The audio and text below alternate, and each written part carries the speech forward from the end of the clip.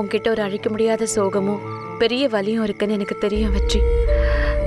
அந்த சோகத்துக்கு நான் மட்டும்தான் மருந்தா இருக்க முடியும். இங்க பாரு, நான் இருப்பேன்.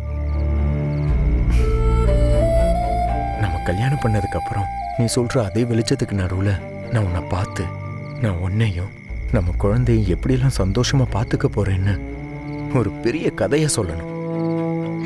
எனக்காக என் குடும்பம் இருக்கு, நான் அனாதை இல்லைன்னு கத்தி சொல்லணும்.